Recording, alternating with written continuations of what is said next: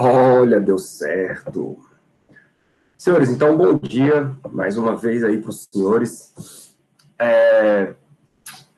A gente, desde então, galera, desde o começo do curso, a gente vem estudando só o outro aspecto do eletromagnetismo, que é o magnetismo. Né? Lá na primeira disciplina, vocês estudaram só eletricidade. Aí vocês estão vendo, cara, que o magnetismo, ele é, na verdade, uma outra faceta de uma mesma teoria, chamada eletromagnetismo. E que a eletricidade e o magnetismo, eles caminham juntos. Apesar de serem fenômenos diferentes, eles caminham juntos, porque um gera o outro, mutuamente. Tá? Vocês viram lá no começo do curso que toda vez que vocês tiverem carga elétrica em movimento vai gerar um campo magnético. Beleza? Quando a gente estudar as equações de Maxwell daqui a pouco, vocês vão ver que, na verdade, quem gera o campo magnético é uma variação do campo elétrico e vice-versa. Quem gera o campo magnético é uma variação do campo... Quem gera o campo elétrico é a variação do campo magnético e quem gera o campo magnético é a variação do campo elétrico. Então, eles estão ali sempre associados, cara. Quando uma radiação eletromagnética se propaga no espaço, a variação de um gera o outro, e a variação do outro gera um. Então, esses caras vão se espalhando pelo espaço, que é a radiação eletromagnética. Então, assim, é difícil você ver um fenômeno puramente elétrico e não observar o outro. Você precisa de uma condição bem ideal, então você precisa de um campo elétrico ali muito estável e paradinho, para que você não tenha geração de campos magnéticos, certo? E aí a gente aprendeu a calcular campo magnético de uma carga em movimento, a gente aprendeu a calcular campo magnético produzido por correntes elétricas, aí você tinha lá o fio reto, tem a espira, a bobina, né, o solenoide, e a gente aprendeu a calcular também a interação entre esses campos, que é a tal da força magnética. Hoje, galera, nós vamos ver... Lembra que lá na eletricidade tinha uma técnica, chamada até de técnica, né, chamada lei de Gauss, que você conseguia calcular campos elétricos usando a simetria do problema? Aí a gente usava a ideia de que... Deixa eu apresentar logo aqui.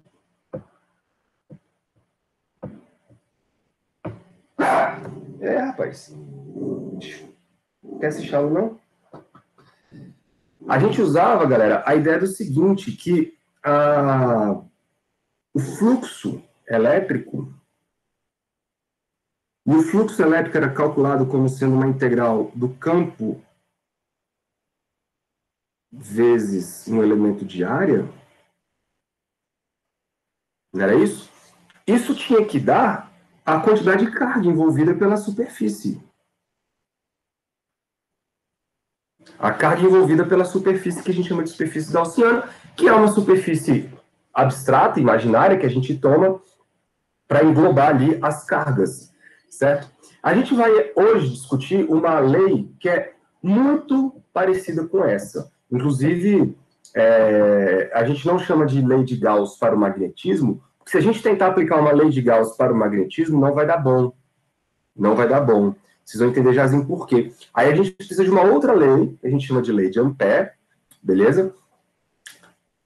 Essa lei de Ampère, ela vai nos dar uma outra forma de calcular campos magnéticos usando a simetria do sistema, beleza? Então é como se fosse uma lei de Gauss. Mas para isso a gente precisa entender o que é o fluxo magnético, igual a gente fez com o campo elétrico. Então, vou começar com isso.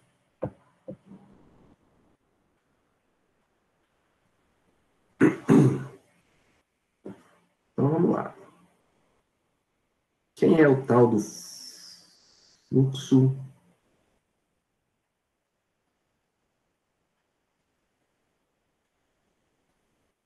magnético?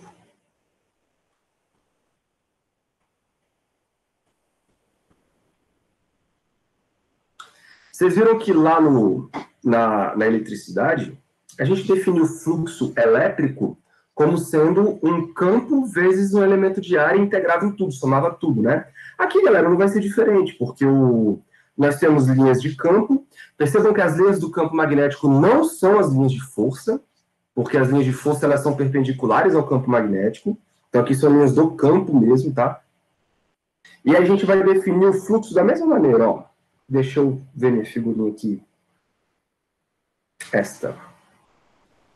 Então, imagine uma área sem muito formato e com linhas de campo passando por essa área aí, beleza? Quando a gente, então, conta a quantidade de linhas que atravessam essa área, isso vai dar para a gente o que a gente chama de fluxo magnético. Então, o fluxo magnético eu vou chamar de φB, vai ser a soma de todas as contribuições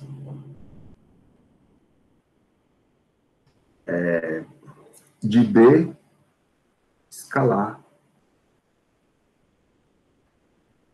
dA. Aqui eu não vou fechar a integral, não. B escalar dA. Beleza? Ou seja, cada elemento de área dA tem uma linha de campo passando ali, né, ou várias linhas de campo passando, de maneira que nós vamos pegar a componente perpendicular a esse elementozinho de área dA aqui, e isso vai representar para a gente o fluxo.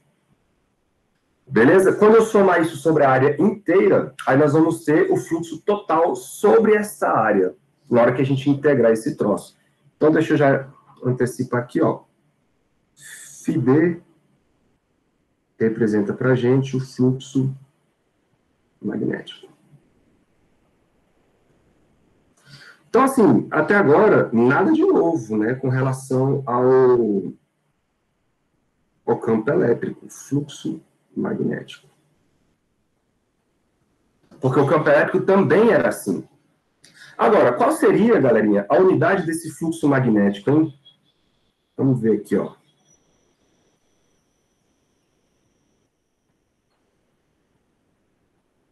Esse fluxo magnético, percebam, ele é um campo vezes a área. Se ele é um campo vezes a área, eu tenho que multiplicar Tesla, que é a unidade do campo, vezes metro quadrado. Isso, para a gente, vai ter um nome daqui para frente. Nós vamos chamar isso de Weber. Ou Weber. Tanto faz. E deixa eu trazer para cá para baixo. Isso vai ser o símbolo WB.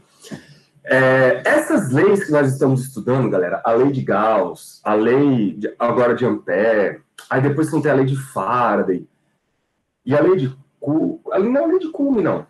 Mas essas leis todas, elas no final do nosso curso vão culminar numa união de 4 equações, chamadas equações de Maxwell.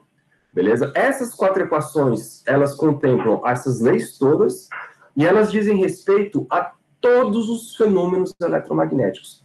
Todos os fenômenos eletromagnéticos são previstos através das equações de Maxwell. E isso foi, galera, uma revolução na física do eletromagnetismo ali no século XIX. Beleza? Então, vamos tentar aplicar essa historinha usando a lei de Gauss, que vocês já conhecem. Só que eu vou usar essa lei de Gauss aplicada ao magnetismo. Então, a gente chama isso de lei de Gauss para o magnetismo.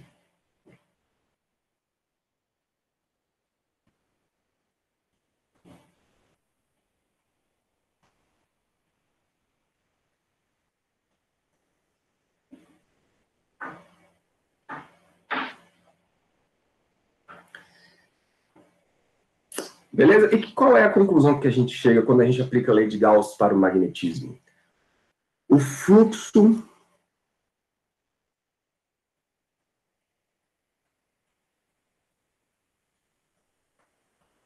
magnético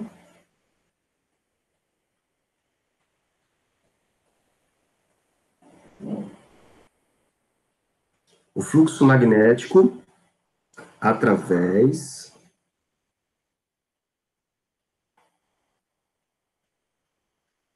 de uma superfície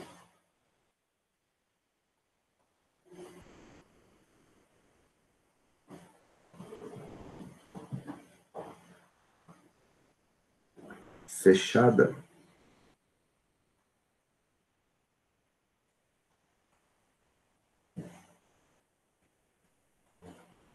é nulo.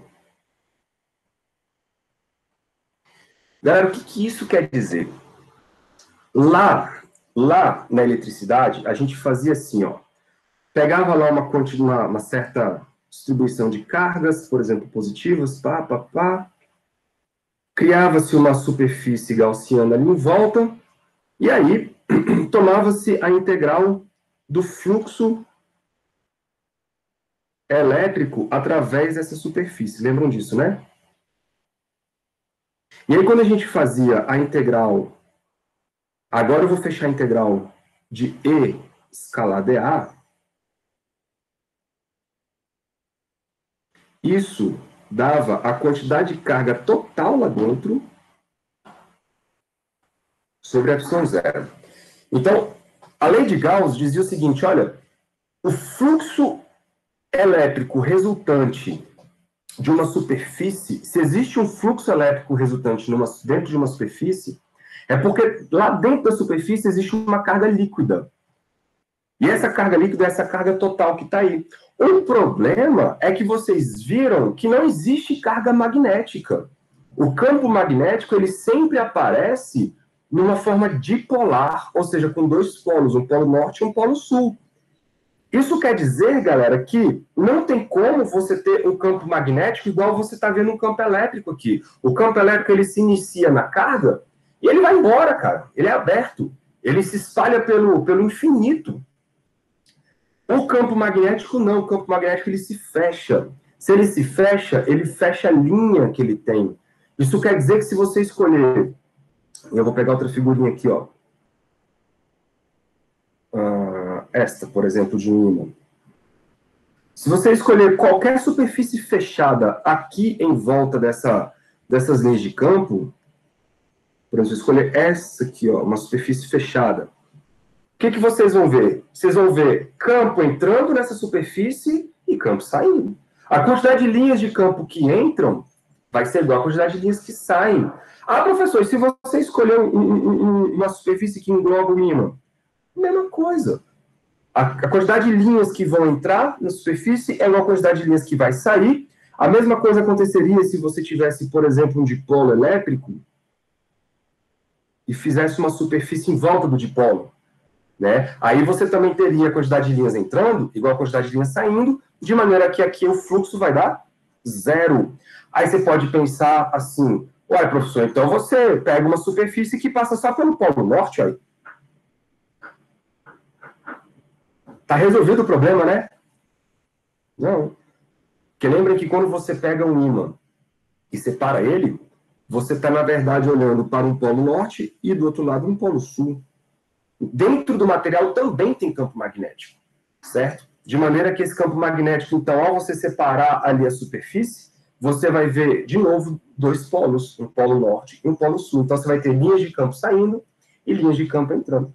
Isso quer dizer que qualquer superfície gaussiana que você criar aqui, você vai ter fechada, claro, né? Fechada que eu digo, galera, é formando 3 dimensões, tá?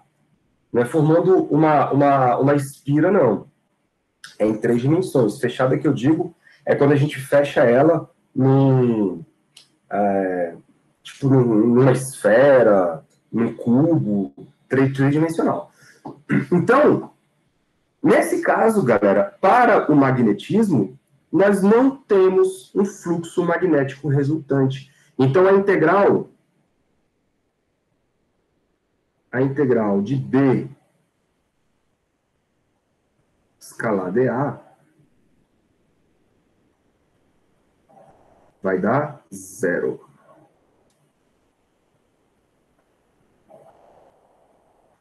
Vai dar 0. Aí você pode falar, professor, mas qual é a diferença de você pegar uma superfície fechada bidimensionalmente e uma superfície fechada tridimensionalmente? O lance é o seguinte. Imagine que você tem uma espira aqui, ó. Aqui você tem uma espira, tudo bem? Essa espira, galera, é um círculo. É uma superfície bidimensional.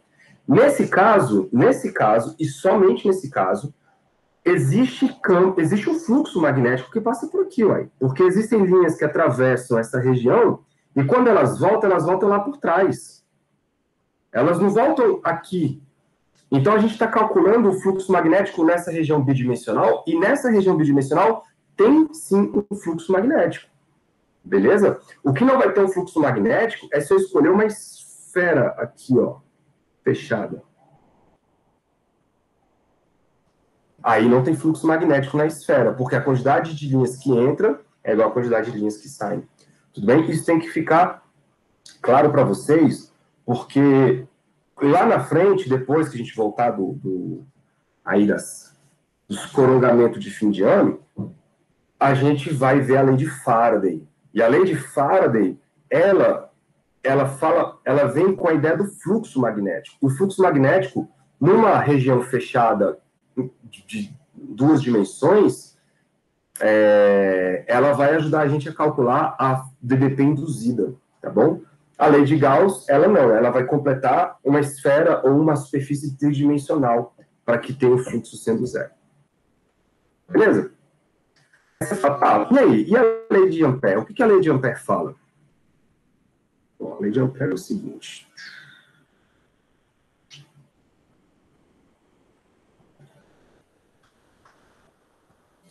Nós vamos se aproveitar da simetria do problema magnético, lei de Ampère.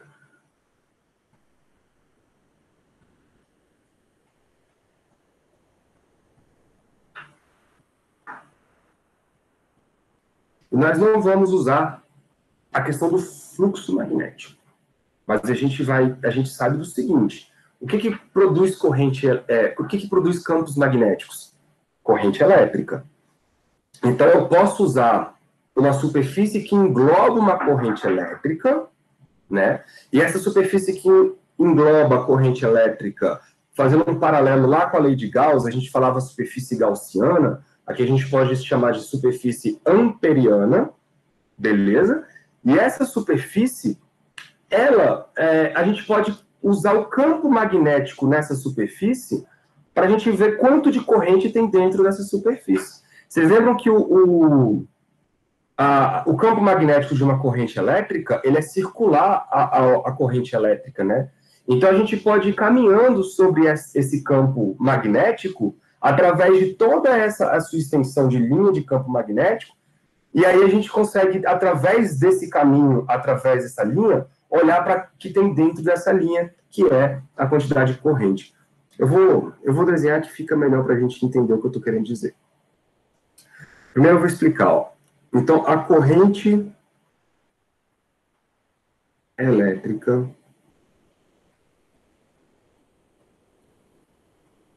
resultante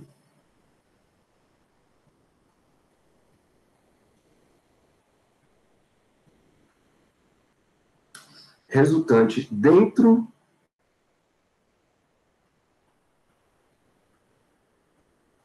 de uma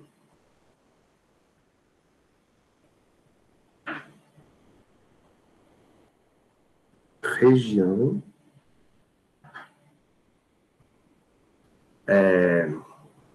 vou botar uma região qualquer, né? Está associada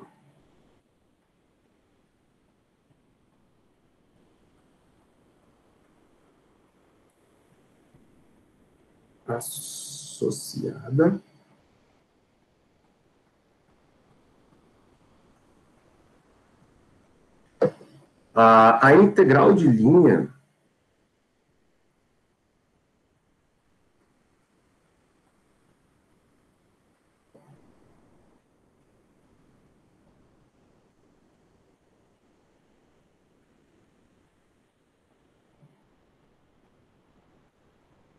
e vocês lembram o que é integral de linha? Por exemplo, o trabalho, né, que vocês definiram lá na mecânica, ele era integral da força escalar dl. né, ou dx, enfim.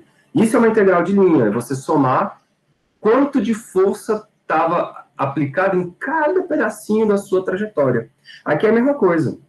Nós vamos somar quanto de campo magnético está associado a cada pedacinho ali do espaço. Beleza? Bom dia, Magossi. Então, está associado à integral de linha do campo magnético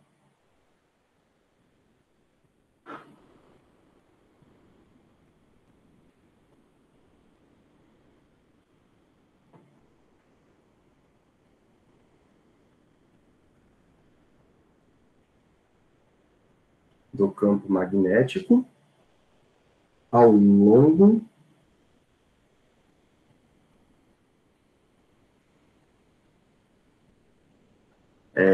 do percurso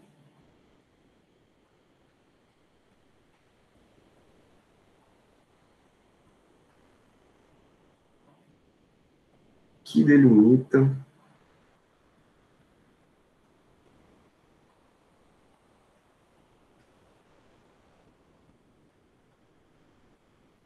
essa região.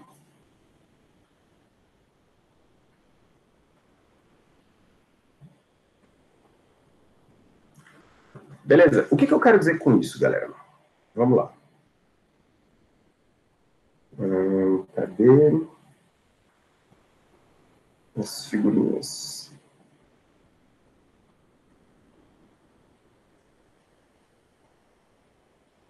Aqui.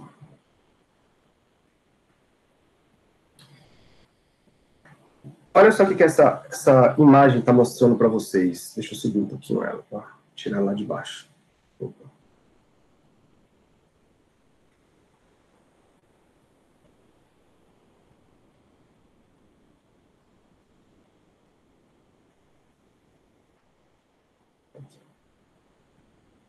Imagine que vocês têm 3 correntes elétricas paralelas aí.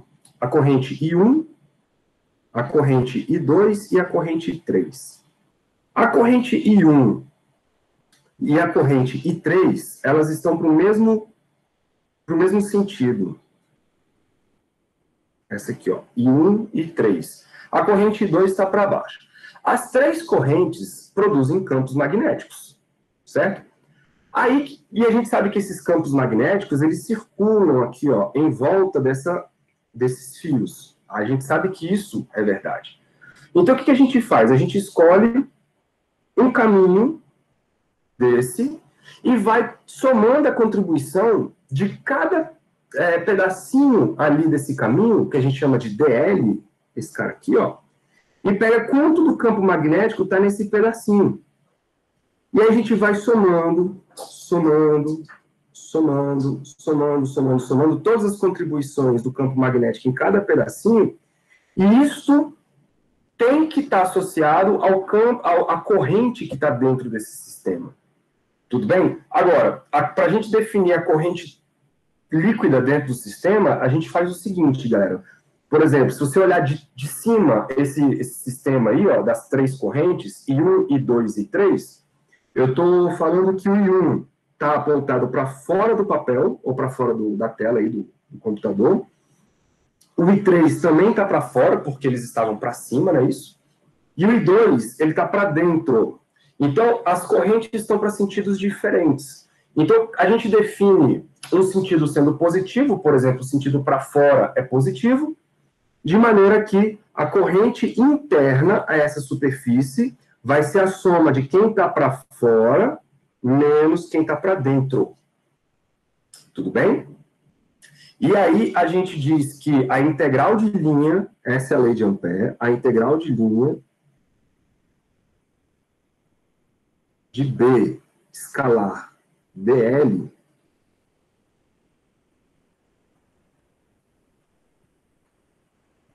isto é igual, fazendo um paralelo lá com a eletricidade, lá na eletricidade tinha um ε0, né? Aqui tem um μ0, que é uma constante magnética, vezes a corrente, eu vou botar assim, ó, interna.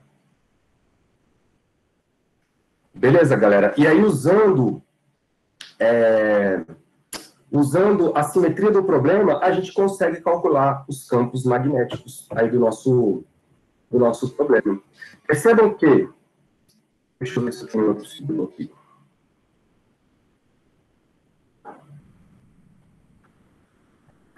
Por exemplo, deixa eu pegar essa figurinha aqui, ó.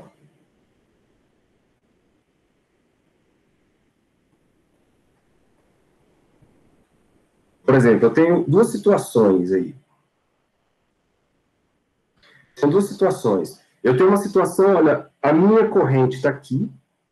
Então, é como se tivesse um fio saindo aí da tela do seu computador, indo em sua direção, e a corrente elétrica está nessa direção.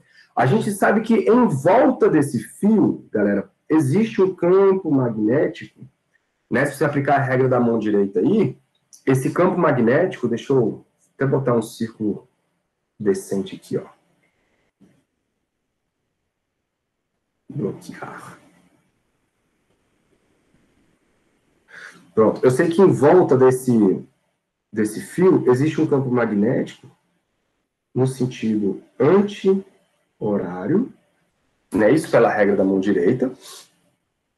Mas eu posso escolher um caminho aleatório que eu quiser. Beleza? Por quê? Porque quando eu escolho o caminho aleatório que eu quiser, eu vou pegar a contribuição do campo magnético, por exemplo, nesse ponto aqui, ó. Se você aplicar a regra da mão direita, o campo magnético nesse ponto aponta para cá. Por quê? Porque existe uma linha assim, né? Uma linha circular assim. Aí o campo magnético, ele é tangente a essa linha. E aí eu faço a projeção desse campo magnético em cima do caminho que eu estou escolhendo. Ó. Esse caminho aí é todo aleatório, não tem simetria nenhuma. Mas eu pego a componente desse campo magnético em cima desse percurso. E quem é esse cara? É o B escalar BL. Certinho? Aí, à medida que você vai fazendo isso para esse trecho, mais esse trecho, mais esse trecho, mais esse trecho, o que você está fazendo? Você está somando todas as contribuições de B em cima desse caminho aqui, ó. Beleza? E a soma de todas essas contribuições vai ter que ser igual à corrente interna dentro desse caminho fechado. Beleza? Se você escolher, galera, um caminho que não engloba corrente... Alguém batendo na porta. Se você escolher algum caminho que não engloba uma corrente, essa integral vai dar zero. Beleza? Se você escolher, então, por exemplo, aqui na letra B, um caminho que ele passa numa região onde não tem corrente lá dentro dele, só tem corrente do lado de fora, então, esse caminho, ele tem que dar uma integral de linha igual a zero. Tudo bem? Agora, o que é essa integral de linha? Deixa eu ver um outro livro aqui. Tem um livro que tem um desenho legal, do Randall. Olha, já está até aqui. Imagina que vocês peguem um caminho qualquer, tá? Um caminho que você vai sair da posição I até a posição F. I de inicial, F de final. Se, galera, em cada ponto desse caminho, o campo magnético, ele é perpendicular a esse caminho, olha só, fazendo 90 graus aqui, 90 graus, deixa eu pegar essa figurinha e colar lá.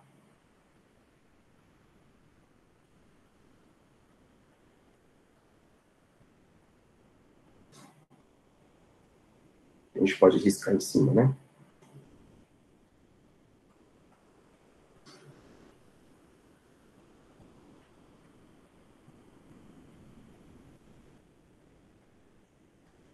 Então, aqui, se eu escolho um caminho genérico qualquer, começando na posição I, e indo até uma posição F, se cada ponto desse caminho existe um campo magnético que é perpendicular a esse caminho, então vocês estão vendo que não existe campo magnético dentro, alinhado com esse caminho. Então, se você calcular a componente de B nesse caminho o tempo inteiro, vai dar sempre zero. Por quê? Porque é perpendicular. Então, se você somar as contribuições do campo magnético ao longo desse caminho, tem que dar zero. É isso que está escrito aqui, ó. a integral de B escalar ds, onde ds é o percursinho aqui, que lá a gente chama de dl, tanto faz, tem que dar zero. Por quê? Porque isso é perpendicular. O campo magnético é perpendicular à linha.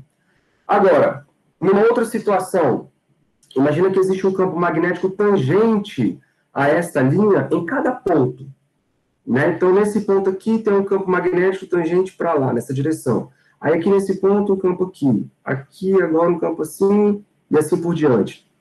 Se você calcular o quanto de campo magnético está dentro da linha, dentro do caminho ali, e você for somando as componentes todas as contribuições, o que isso vai dar? Isso vai dar o campo vezes o caminho. Não é por quê? Porque eu estou multiplicando o quanto de campo está aqui dentro. Claro, o campo ele é constante, tá? Se o campo for constante. Se o campo for constante, ele sai da integral aqui, ó. Ele sai da integral e a gente vai integrar o ds. E o ds corresponde a quem? Ao comprimento todo do seu caminho. Então, é isso que é uma integral de linha. E isso aqui, galera, de acordo com a lei de Ampère, está associado ao μ0 vezes I. Pronto. Com isso, a gente consegue, então, calcular campos magnéticos de uma maneira mais fácil e mais rápida, desde que você use a simetria. Por quê? Porque se você usar a simetria, você vai escolher um caminho no qual o campo magnético é o quê? É o quê? Constante. Ora, se o campo magnético é constante, ele pula para fora da integral.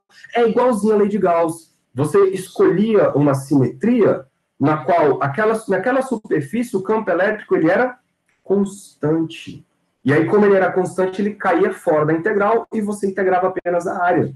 Aqui é a mesma coisa, galera. Eu vou escolher um caminho simétrico no qual o campo magnético ele é constante sobre aquele caminho e ele pula fora da integral e a gente consegue, então, apenas integrar o caminho. E a gente tem um caminho completo. E eu sei calcular caminhos completos, né? Por exemplo, de círculos, né? Se for o caso de elipses, enfim. Beleza? Então, vamos aplicar isso aqui para vocês verem como isso aqui funciona.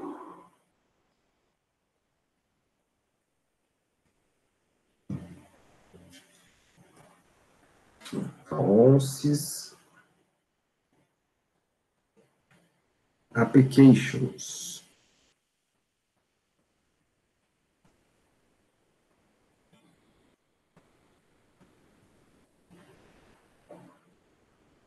Nós vamos revisitar aquelas aplicações que a gente já vinha fazendo, tá? Então, por exemplo, um fio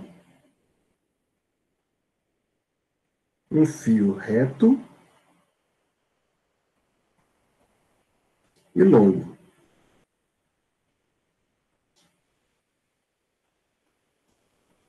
Vamos pegar aqui, eu vou pegar outra figurinha para representar isso. Cadê? Olha, eu tenho esta figurinha. Aí eu estou vendo, galera, de novo, de uma outra perspectiva, tá?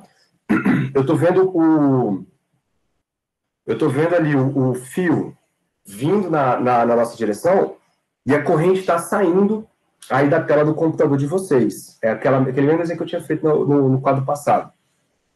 Esse fio produz um campo magnético que gira em torno do fio no sentido anti-horário, igual está representado aí no desenho. E aí, claro, velho, o que a gente vai fazer? Nós vamos escolher uma superfície alinhada com esse campo. Porque eu sei que esse campo é circular. Se esse campo é circular, eu consigo escolher uma superfície para fazer a integração de linha junto com esse campo. Isso facilita muito a minha vida. Né? Outra figurinha que pode ajudar a visualização de vocês é essa aqui, ó. Só que aqui a corrente está entrando, tá? Numa corrente está saindo, na outra corrente está entrando. Mas vocês estão vendo que, de qualquer maneira, olha só, o campo magnético, em qualquer ponto, é tangente à linha. Se ele é tangente à linha, galera, o ângulo é zero. Então, se você fizer B escalar ds, ou dl, eu vou chamar de dl, porque eu vou fazer dl até o fim. Lembrem que isso é BDL vezes o cosseno do ângulo. E se o ângulo é zero, galera, isso aqui fica apenas B dl. Beleza? Você perde o caráter vetorial, fica com o número ddl.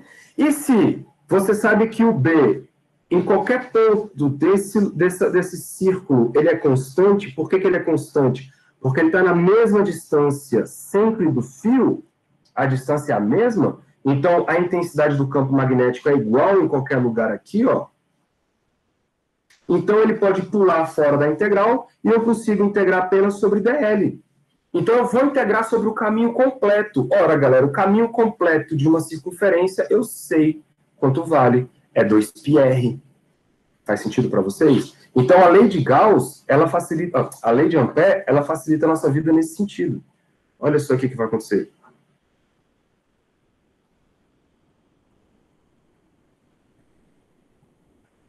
Vou escrever a lei do senhor Ampère aqui. A integration de B escalar dl é igual a μ0 vezes a corrente interna. Corrente interna. Quem é, então, a nossa integral para este caso do fio reto e longo? Eu vou colocar aqui, ó, vai ser a integral de B dl cosseno de zero é igual a μ0 e interna a essa superfície. Ok? E aí, como já foi dito para vocês, a integral de B dl, cara, o B sai da integral, a integral de dl é o próprio caminho, que você está somando o caminho completo. Então, isso aqui vai dar B vezes 2πr, ok? Porque é a circunferência aí. Isso tudo é igual ao μ0 vezes a corrente interna, que é I. Pronto. Com isso, a gente encontra o campo magnético. Vou até colocar outra corzinha aqui, ó. B é igual a μ0 e 2πr. Vocês lembram que a gente chegou nesse resultado de um jeito muito mais complicado na aula passada? Aí você fala, pô, professor, então por que a gente não aprende logo a lei de Ampère primeiro? É porque a lei de Ampère, assim como a lei de Gauss, ela só serve para problemas de alta simetria. Se você pegar problemas que não tem simetria, você não aplica a lei de Gauss, você não aplica a lei de Ampère. Então você precisa aprender a resolver primeiro todos os problemas, para depois entender como resolver os problemas mais simétricos. Tá bom? Agora, isso aqui, galera, obviamente, é fora do condutor.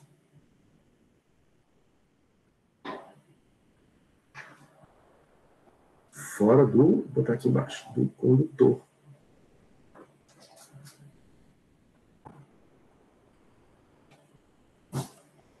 Aí você fala, professor, eu posso calcular o campo dentro do condutor? Sim, velho. É por isso que a lei de Ampère é legal, porque a gente consegue fazer agora contas igual à lei de Gauss. A gente conseguia calcular o campo elétrico dentro da esfera. Lembra disso? Agora a gente pode calcular o campo magnético dentro do fio. Por quê? Porque agora eu posso aplicar a lei de Ampère e escolher uma superfície amperiana do tamanho que eu quiser. Eu posso escolher a superfície amperiana fora do fio, ou posso escolher a superfície amperiana dentro do fio. E aí, dentro do fio, ela vai englobar apenas uma quantidade de corrente. Lembra que a gente fazia isso com uma esfera? A gente escolheu uma superfície gaussiana dentro da esfera, e aí a carga, era a carga que estava dentro da esfera, a gente desprezava a carga para fora da superfície. Então a gente vai escolher apenas uma superfície que engloba ali a parte interna do fio. Certinho? Então, o que vai rolar aqui, ó? Deixa eu escolher a corzinha.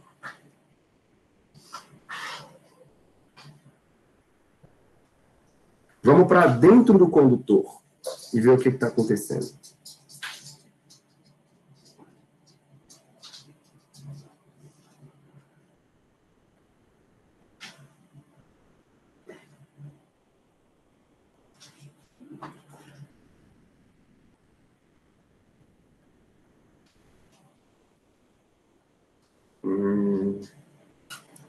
aqui.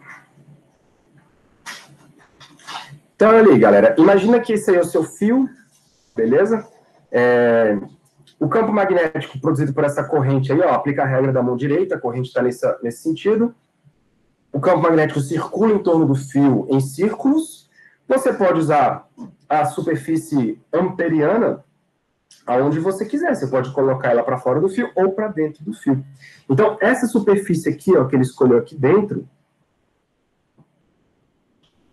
é uma superfície que vai englobar apenas uma parte da corrente, onde ela pega um raio menor do que o raiozão, que é o raio do fio.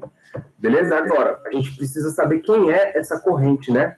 Então, vamos com calma aqui. Quem seria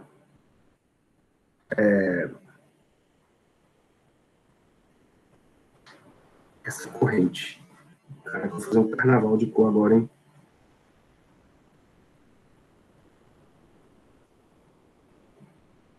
Quem seria essa corrente? Nós sabemos, senhores, que a corrente total do fio é J vezes a área, não é isso? Vamos supor que essa... Vamos botar a equação completa? É integral de J dA. Onde o J é a densidade de corrente. Vamos supor que a densidade de corrente é constante, né? Ela é uniforme, tal. Então, de modo que, se não for constante, claro, você tem que ter uma equação para esse J. Então, esse J aqui, ou essa corrente vai ser J vezes πr ao quadrado. Ok? Essa é a corrente total. Quem seria, então, a corrente interna? Ou seja, a corrente dentro, a corrente total é o R quadrado, né? Rzão. Porque a gente contempla toda a área da seção transversal. Quem seria, galera, apenas a corrente que passa dentro daquela região pequenininha ali? Como o J é constante, é tudo bonitinho, vai ser J π vezes o raiozinho. Beleza? Então, tudo depende da área que você está escolhendo aí. Se você quiser uma relação entre esses dois caras, eu vou usar esse espaço aqui, ó. Eu não gosto de voltar, não, mas... E como tem esse espaço, a gente pode escrever que a corrente interna nada mais é do que se eu dividir aí uma pela outra, vai cortar o J, vai cortar o π, isso vai dar a corrente total vezes Rzinho ao quadrado dividido por Rzão ao quadrado. Enxergaram aí o que eu fiz?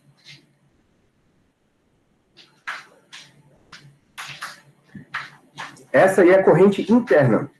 Interna quem? A superfície que eu estou escolhendo. Que superfície é essa? É a superfície amperiana. Lembrem que essa superfície ela é abstrata. Ela não é uma superfície que você ali existe lá dentro de maneira concreta. Você está imaginando ela para você conseguir fazer uma conta. É só isso. Tá bom? Bora calcular a lei de Gauss? Ou lei de Ampère?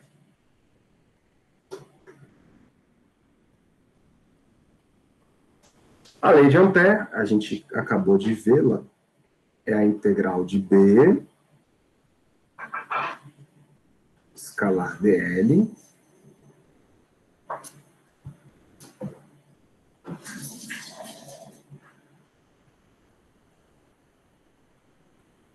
isso é igual a μ0 e interno, hein? Esse é o grande esquema, é o μ vezes o interno. Bom, o lado esquerdo você já sabe, né, velho? O lado esquerdo é B vezes o caminho, que é 2πr. Só que esse R agora é o Rzinho, né? Porque é o caminho da superfície que você está tomando, e esse Rzinho é menor do que o Rzão. Tudo isso é igual a μ0 vezes o I interno. E o interno a gente acabou de ver no quadro passado. Ele corresponde ao I total vezes Rzinho quadrado dividido por R quadrado. Beleza, galera? Aí, o que a gente pode fazer aqui, ó? Esse Rzinho vai embora com esse Rzinho. E só, né? Não tem mais muito o que fazer, não. Deixa eu botar a mesma cor aqui. Então, o nosso campo magnético B dentro do condutor, ele vai ser I0, I total.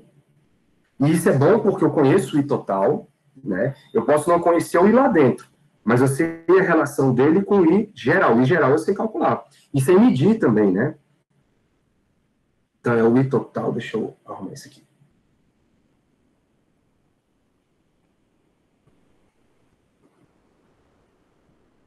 I total, Rzinho, sobre 2 I Rzão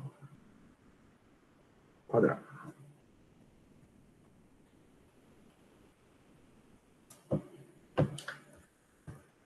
Estão sacando a lógica do negócio? Como é que se sai? Professor, eu dei uma perdida nessa parte do I interno. Como é que ele virou essa equação? Desculpa. Esse interno, como é que ele virou esse mi e total R quadrado? Eu não vi essa parte direito, não entendi. Aqui, ó. É porque o que acontece? A gente sabe calcular, vamos supor que a densidade de corrente dentro do fio é constante, certo? Então isso quer dizer o seguinte, essa corrente que passa aqui dentro, ó, do fio, ela se distribui igualmente por todo o seu fio. Então isso quer dizer o seguinte, existe uma proporcionalidade da corrente total com a corrente de dentro. Então se você calcula a corrente total, a gente sabe que a corrente total é a integral de J escala dA, né, que está aqui de vermelhinho aqui, ó. Se você, então, calcula o J escala dA com J constante, você vai ver que a sua corrente total é o J vezes a área total. Então, se você escolhe a área completa, essa área completa aqui, ó, por onde a corrente passa, essa área é πr quadrado. Aí você multiplica J vezes πr ao quadrado. Mas, se você escolhe a corrente que está dentro apenas de uma região pequena dentro do fio, que não é mais o fio completo, é um pedacinho de dentro do fio, a corrente que passa aí dentro a gente chama de corrente interna, e aí vai ser J vezes a área desse círculo. Aí a área desse círculo é πrzinho quadrado, e não Rzão. Tudo bem? Então, está escrito aqui, ó, a corrente interna é JπR quadrado, Rzinho, e a corrente total é JπR quadrado grandão. Se você dividir um pelo outro, divide, por exemplo, o interno pelo total, você vai cortar o J com J, cortou, vai cortar o π com π, e aí você vai ficar R quadrado, Rzinho sobre Rzão quadrado. Na hora que você arrumar as coisas, vai dar exatamente esse cara aqui, ó. Então, a corrente interna, em termos da corrente total, é dado como a proporção entre os raios ao quadrado. Beleza, Henrique? Aí é isso aí que você vai substituir lá na lei de Ampère. Captou a ideia? Entendi, peguei. Maravilha. Mais alguém, senhores? Tá tudo bem aí?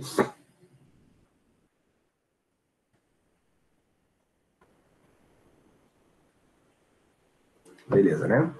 Então, esse aí é o campo magnético de um fio reto. Perceba que nós calculamos o fio reto dentro do condutor e fora do condutor. É claro que aqui, se você quiser calcular como esse campo aqui, ó, ele está dando o campo dentro do condutor, esse campo aqui, você pode calcular o campo em qualquer pedaço, né, velho? Por exemplo, como que fica o campo lá no centro do condutor, ou seja, quando R é zero. Se você colocar Rzinho igual a zero, o campo magnético lá no meio, ou seja, lá no eixo, vai dar zero, né? E se você quiser calcular o campo magnético na borda do condutor, ou seja, passando ele pela casquinha do fio. Você também pode. Você faz o Rzão igual o Rzinho. Quando você substituir lá, você vai encontrar o Mi0 e total. Aí vai cortar o Rzinho, vai virar o Rzão, vai cortar com o Rzão de baixo e volta a ser a equação que vocês, né, já estavam acostumados. Beleza? Aí você fala, professor, e fora do condutor? Aí fora do condutor, você tem que olhar para outra equação. Essa aqui não vai te dizer nada, tá bom? Porque você precisa ter a equação da amperiana fora do condutor para você conseguir calcular esse campo magnético ali. Muito bem, vamos fazer um segundo exemplo aqui, que é o exemplo do solenoide.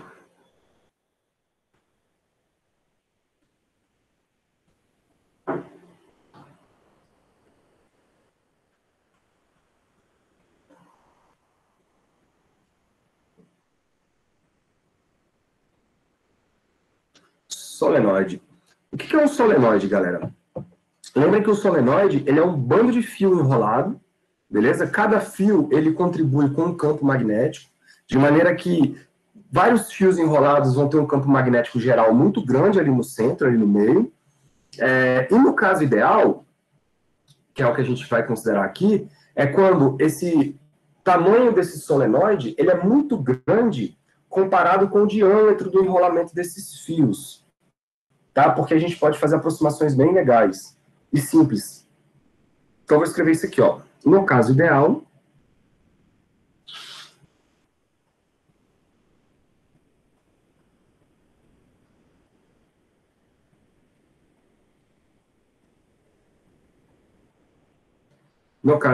o comprimento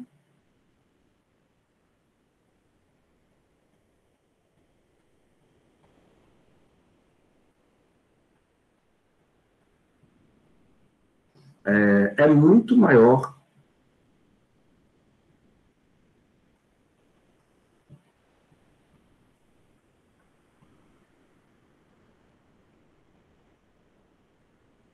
muito maior que o diâmetro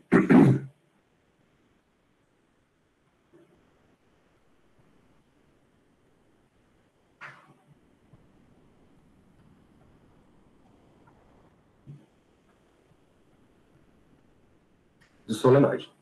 Beleza? Vou pegar figurinhas aqui para a gente enxergar esse cara. Ó, isso aqui é um solenoide. Beleza? São vários fios enrolados. Na verdade, é um fio só que enrolado várias vezes, né? E aí vocês estão vendo que a corrente elétrica, aqui, por exemplo, está representada como ela entrando por aqui, dando várias voltas, então aqui ela desce, aí lá do outro lado ela sobe, então ela vai dando volta e quando chega aqui, ó, ela está saindo por essa região. Beleza? Se você aplicar a regra da mão direita aí, vocês vão ver que o campo magnético gerado por essa corrente, ele está fazendo mais ou menos esse desenho aqui, ó. Isso aqui é o campo lá dentro, tá? E aí ele vai entrar aqui nessa região, aí obviamente vai dar a volta lá por fora e vai acabar, né, fazendo esse parângolo todo. Um desenho que representa isso é esse aqui, ó. Cadê você? Aqui. Então, olha só, isso aqui é uma vista de perspectiva, vista por cima desse solenoide. Essas linhas amarelas aqui, elas representam o nosso fio, tá? Então, aqui são as voltas do nosso fio, formando as várias espiras. E aqui ele colocou para vocês separado para a gente poder enxergar individualmente como é que funciona. Então, o que ele está dizendo aqui, ó? A corrente elétrica está saindo deste ponto, está vindo nessa direção aqui e está entrando aqui, tá? A gente está vendo o solenoide de cima, galera. Essas voltas aí a gente está vendo de cima. E aí ela entra, né, lá por trás, aí dá a volta e ressurge por aqui, ó. E aí o sistema continua, dando a volta, dando a volta, dando a volta, até acabar a quantidade de fios que a gente... de espiras que tem. Muito bem. Se você aplicar a regra da mão direita em cada pedacinho do seu fio, você vai ver que aqui, ó, tem um campo magnético que gira no sentido anti-horário, várias linhas em volta dele, tá vendo? A espira do lado, mesma coisa, campo magnético que gira em volta dele. Quando você for... E lá embaixo também, só que lá embaixo agora o campo está entrando, a corrente está entrando. Então, lá embaixo, o campo gira no sentido horário. Olha só. Horário, horário e horário.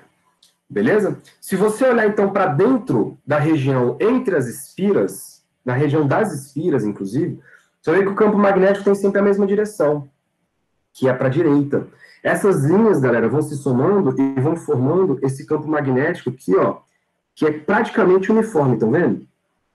Então, o campo magnético no meio desse solenoide aí acaba sendo uniforme, de maneira que o campo magnético emerge pelo lado direito, então aqui é o norte do nosso campo, e ele emerge no outro lado, que é o polo sul. Pode crer? Mais ainda, se você olhar para o ponto P localizado aqui em cima, ele está recebendo vários campos magnéticos, certo? Dessas correntes elétricas. Agora, você pode enxergar que a parte de cima dessas correntes, olha lá, o campo magnético sempre aponta para a esquerda, estão vendo?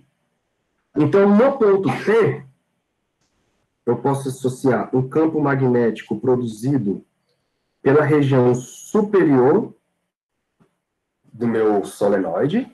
Agora, se eu olhar para a parte de baixo, olha para a parte de baixo, o campo magnético segue essa linha aqui, ó. Essa linha, ela faz esse movimento. Eu posso escolher uma outra linha, por exemplo, que faz esse movimento aqui, ó. Tá vendo? Isso quer dizer que na parte de cima, galera, o campo magnético é para o outro lado. Então, do lado de fora do seu solenoide, você vai ter campos magnéticos muito mais fracos comparados com o campo magnético lá dentro. Porque lá fora, os campos magnéticos estão se destruindo, né? Porque tem campo para um lado e campo para o outro. Mas lá dentro, não. Lá dentro, o campo magnético está se intensificando, porque eles estão se somando mutuamente, um com um. Nós temos ali uma soma de campos magnéticos que vai gerar um campo magnético resultante dentro das espiras. Tudo bem? No caso ideal, o que a gente vai fazer? A gente vai considerar que esses campos magnéticos externos se anulam, porque eles são muito mais fracos comparados ao campo de dentro. Então, a gente vai desprezar o campo magnético de fora e vai ficar apenas com o campo magnético de dentro. Tá? De maneira que eu posso representar isso aqui assim, ó. Aí, outra figurinha. Olha que legal, cara. Esse negócio de ficar figurinha para cá, figurinha para lá, é a melhor coisa que tem. Imagina eu fazendo esses desenhos para vocês. Vocês iam ficar doidos, velho. Então, olha aí. Isso aqui é uma outra vista em perspectiva. Acho que isso aqui, inclusive, é do livro de vocês, tá? Essa figurinha aqui. O que ela está representando, galera? Esses quadradinhos aqui em cima, ó, eles estão representando a corrente, tá? Então, aqui tem uma corrente saindo da tela, e aí do outro lado de baixo tem uma corrente entrando. Então, esses símbolos representam a corrente que está dando a volta em torno do fio. E aí vocês estão vendo que isso gera um campo magnético para a direita, beleza? Um campo magnético para a direita, de maneira que nós já não temos mais campo magnético do lado de fora. Do lado de fora, o campo magnético é zero. Tá? Esse é o caso ideal. Bom, e aí para calcular, o que a gente vai pensar? A gente vai considerar que esse solenoide é muito grandão, né? Ele é infinito. O tamanho dele é desprezível, então os campos do lado de fora zerou. Nós vamos escolher uma superfície amperiana, pequena ou grande, tanto faz, né? Retangular. E a nossa superfície amperiana vai ser aqui, ó, um retângulo de lados A, B, C e D. E aí a gente vai aplicar a lei de Ampère nessa superfície fechada. Tá bom? Vamos lá. Eu vou reescrever a lei de Ampère. Integral de B dl tem que ser igual ao μ0 vezes o I interno. Então tá. Vocês estão vendo que essa superfície que a gente escolheu é uma superfície que está se aproveitando da simetria do problema. Por quê? Porque lá dentro do nosso solenoide o campo ele é uniforme em linha reta, não é igual o lado fio, que era um círculo, aqui ele é em linha reta. Isto é uma escolha que a gente faz para se aproveitar desse tipo de campo magnético, tá bom? Então, a simetria do problema é que vai dizer como que é a superfície amperiana que você vai acabar escolhendo. Só que como aqui o caminho, galera, ele é dividido em 4 lados do retângulo, eu vou ter que separar essa integral em 4 caminhos. Por quê? Porque como é uma integral fechada, é uma integral de linha fechada, olha esse círculo aqui em cima da integral. Ele quer dizer que eu estou saindo de um ponto e voltando para o mesmo ponto. Certo? Mas para voltar para o mesmo ponto, eu preciso separar essa integral em 4 pedaços. Eu preciso fazer uma integral de B escalar dl de A até B. Percebam que aqui eu não fecho a integral, porque esse caminho não é fechado. Eu não volto para o mesmo lugar. Beleza? Esse círculo aí quer dizer isso. Quer dizer que eu estou voltando para o ponto de partida.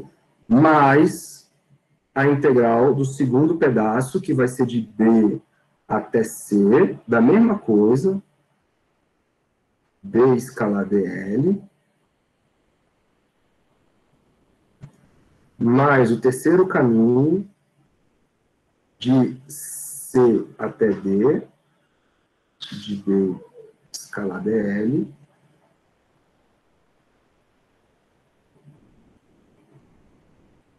mais o último pedacinho, que é a volta. É a integral de D até A, da mesma coisa, B escalar dl. Tudo isso é igual em 0 vezes o I interno.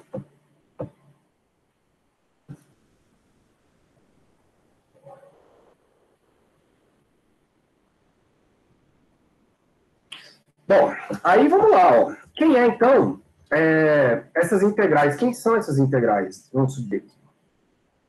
Vamos com calma. Galera, a primeira integral, ela é de A até B. Aí vocês estão vendo que a integral, ela tá... O B está alinhado com o nosso L, ponto a ponto. Isso quer dizer que o cosseno está dando 1, já que o ângulo é 0. Concordam comigo? Se eu escolher um lado do retângulo valendo H, então, essa integral de A até B, como o campo magnético ele é constante, ele sai da integral, e a integral dos dLs somados todos tem que dar exatamente o comprimento total, né? Ou seja, a primeira integral tem que dar B vezes H. Tudo bem para todo mundo? Vamos para o segundo pedaço. No segundo pedaço, olha o que está acontecendo com o campo magnético. Ele é sempre perpendicular com esse caminho. Porque o campo magnético é para a direita, mas o caminho está para cima. Então, o ângulo formado aí é de 90 graus, o cosseno de 90 é 0, isso vai matar a integral de caminho nessa como é que fala? Nessa direção, né? Então, essa integral aqui, ó, zerou. Pode crer? E a integral de C até D?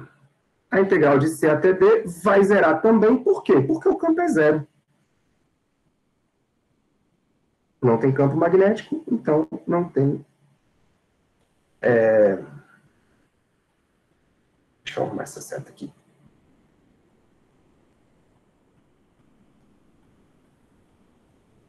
Então não tem integral de linha. No outro caminho de D até A vai dar zero pelo mesmo motivo do lado oposto, porque é perpendicular. Então a gente só fica com a primeira integral. E aí, tá vendo como a gente se aproveitou da simetria do problema? Isso aqui é se aproveitar da simetria do problema. DH, então, é igual a μ0 vezes o I interno. Beleza, agora vamos ver quem é esse I interno. Já resolvemos metade do problema. Galera, concordam comigo que o I é a corrente de uma espira? Quando eu estou olhando para cá, ó, dentro dessa região aqui, eu estou vendo várias espiras. Concordam comigo? De maneira que a corrente total aí, dentro dessa superfície, lembram que a corrente interna é a soma de todas as correntes que passam por ali, né? Se eu tenho corrente que vai para um lado, corrente que vai para o outro, eu tenho que subtrair. Mas aí eu estou vendo N correntes saindo dessa região. Então eu vou ter que multiplicar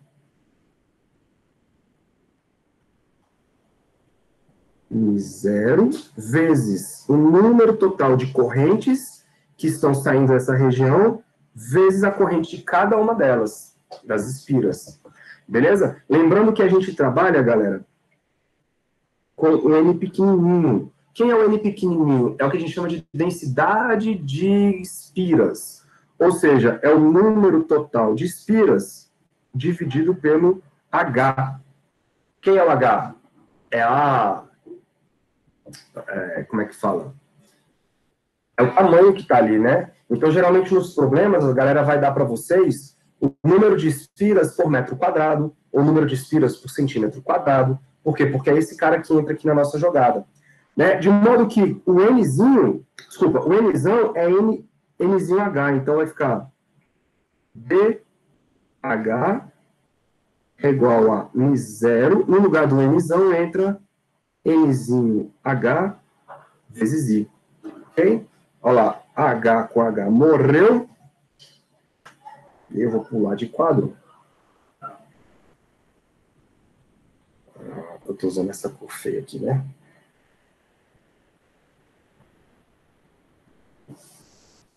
Então, o B, dentro do solenoide, ele vai ser μ0 N I. Simples assim. E esse cara aqui é o caso do solenoide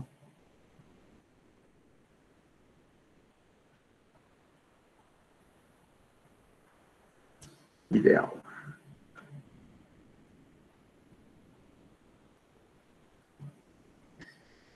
Entendeu a ideia? Tem mais. A gente pode calcular, por exemplo, agora de um cara chamado toroide. O que é um toroide?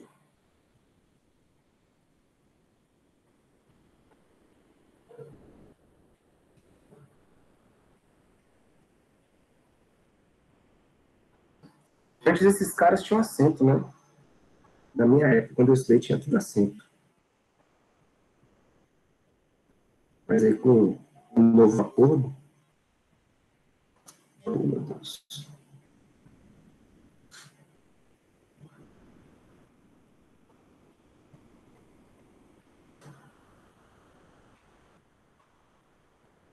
Tá bom. O que é um toroide, galera? Imagina um solenoide reto. Se você pegar esse solenoide reto e envergar ele, e fechar ele, você tem um toroide. Beleza? Então, o toroide nada mais é do que um solenoide fechado. Você entortou ele e fechou ele. Então, o desenho é mais ou menos esse aqui, ó.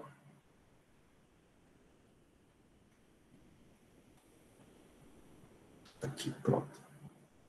São duas visões aí de um toroide. Beleza? Essas linhas aí são as espiras. A corrente elétrica, ela está dada aí, pelo esse desenho, por essa situação aqui, ó. Bom? E aí, qual é o grande esquema do toroide, galera? É você ver o campo magnético dentro do toroide. Porque, lembrem, o campo magnético fora do solenoide é zero. Isso quer dizer que o campo magnético escolhido aqui dentro, ó, ele é zero. Certo? Até porque não tem nem corrente aí nessa... Qualquer superfície amperiana que tu escolher aqui dentro... Oh, meu Deus. Qualquer superfície amperiana que tu escolher aqui dentro, não pega corrente. Então, o campo magnético lá dentro vai dar zero. E aí, o que a gente vai fazer? A gente vai calcular o campo magnético lá dentro desse nosso toroide. Então, a representação está aqui, ó. Esses símbolos aqui representam a corrente. Então, a corrente sai daí, dá a volta e entra por aqui. Beleza? Tem que ter uma visão tridimensional aí da parada. De maneira que o campo magnético dentro do toroide é esse campo magnético circular agora. Antes era uma linha reta. Agora é um círculo. Que a gente fechou ele, a gente envergou ele. E aí, o que a gente vai fazer? Escolhe uma amperiana. Que amperiana? Amperiana que acompanha o campo magnético. E aí, essa amperiana que acompanha o campo magnético é um círculo. Ora, lei de Ampère, integral de B, dl,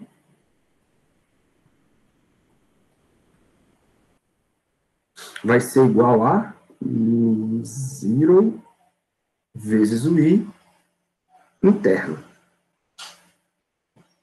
Pronto. Galera, dentro do toroide, ao longo da linha, o campo é constante. Então, ele sai da integral. Eu estou integrando dl por dl dentro de um círculo. O que é isso? 2πr, onde o R é o raio aqui da sua superfície amperiana. Então, a gente fica com B vezes 2πr. Isso vai ser igual a quem? μ0 vezes o I interno. Quem é o I interno? Ora, quais são as correntes dentro da sua superfície? Galera, minha superfície é essa meio laranjada aqui, tá vendo o que ele está chamando de amperiana? Então, quais são as correntes? Quais são as correntes que ele está vendo aí? Ora, as correntes que ele está vendo aí são essas correntes aqui todinhas, ó. Essas correntes aqui, ó, que estão dentro dessa superfície. Opa. Todas essas correntes entrando aí, elas fazem parte do nosso sistema dentro da superfície amperiana. Então, você vai multiplicar a quantidade de espiras vezes a corrente de cada espira. E aí, essa quantidade de espiras é a quantidade total de espiras, ok? Pronto, galera, chegamos na equação. Então, B, diga. Como que ficaria o campo elétrico aí? Aqui você não vê campo elétrico, porque você não está vendo carga elétrica parada, né? Nossa. Mas é claro que cada fio desse produz seu campo elétrico, né? Porque são cargas de todo jeito, então tem campos elétricos aí. Só que esses campos elétricos, eles são campos dinâmicos. Por quê? Porque a corrente elétrica, o campo elétrico está dentro do fio, digamos assim. Beleza? Porque o campo elétrico é ele que empurra as cargas, que faz as cargas entrarem em movimento dentro do fio. Depois, lá na frente, a gente vai lidar com essa associação dos campos elétricos com os campos magnéticos. Mas aí vai ser a lei de Gauss, que vai ser as equações de Maxwell, que vai ajudar a gente nisso. Então, por enquanto, a gente está olhando só fenômenos separados. Magnetismo, eletricidade, depois a gente junta tudo. Bom. Então, na hora que eu isolar aqui, vai ficar assim, ó. 0, Nzão, vezes o I, dividido por 2πr. Pronto. Esse é o campo magnético dentro do toroide. Ok. Entenderam a lei de Ampère? Vocês viram que é muito parecida com a lei de Gauss? Só que lá a gente usava uma superfície gaussiana e integrava na área, né? Porque a gente usava o fluxo elétrico. E aqui não. Aqui a gente se aproveita da linha do campo magnético em volta de uma corrente elétrica. Mas a lógica é a mesma. Você escolhe uma superfície simétrica, onde o campo magnético é constante, e faz a integral de linha. Essa é a ideia. Certo, meu povo? Opa.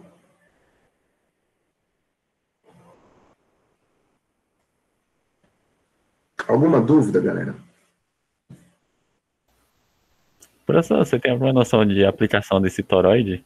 É porque eu já vi na fonte do meu computador que ele tem um, tipo, um DCI, só que bem pequenininho. Aí eu fiquei parando pra pensar, né? Por que teria isso? Não, o toroide, ele é usado muito em componente eletrônico mesmo. Mas esse toroide, ele tem muita aplicação, cara, porque você está criando um campo magnético ali dentro muito forte e concentrado, sacou? Isso, por exemplo, pode ser usado como uma espécie de indutor dentro do seu campo magnético, ou dentro do seu circuito.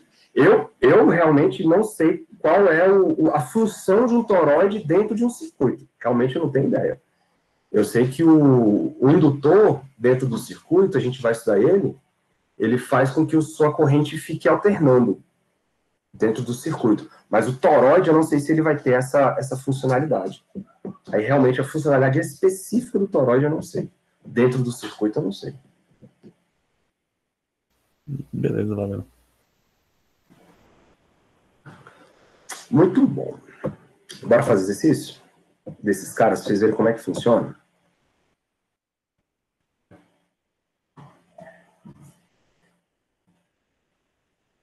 Bradley, Física 3.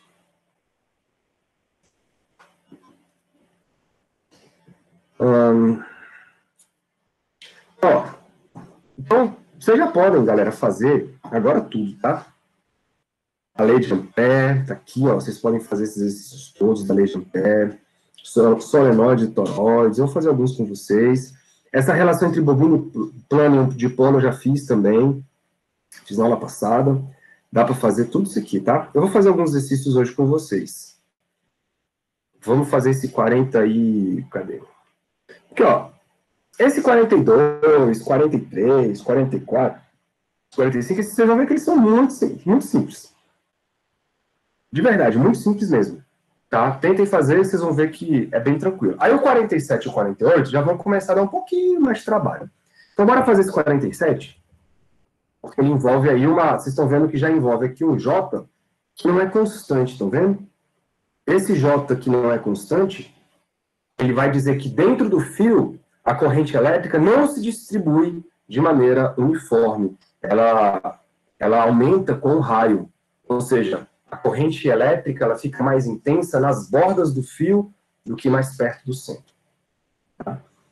Então, eu vou montar a equação, aí depois vocês calculam aí para chegar no resultado numérico, beleza? Eu vou só montar para a gente ver como é que funciona. Então, ele fala assim, ó, a densidade de corrente J no interior de um fio cilíndrico longo, sempre que ele fala longo, imagina que ele é infinito.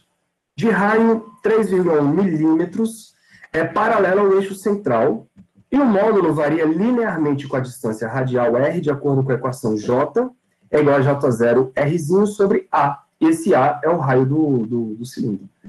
Em que J0 é igual a 310 amperes por metro quadrado. Determine o módulo do campo magnético para R igual a zero, ou seja, dentro do eixo do fio, beleza? Para uma distância metade do raio e depois na casca, ali em cima do fio. Então vamos lá. Esse é o capítulo 29.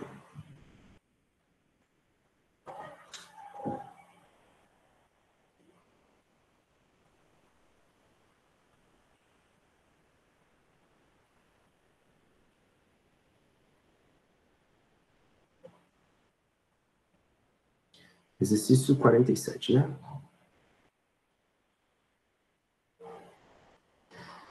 Então tá. O que eu sei, galera? Eu sei que, pela lei de Ampère, a integral de B,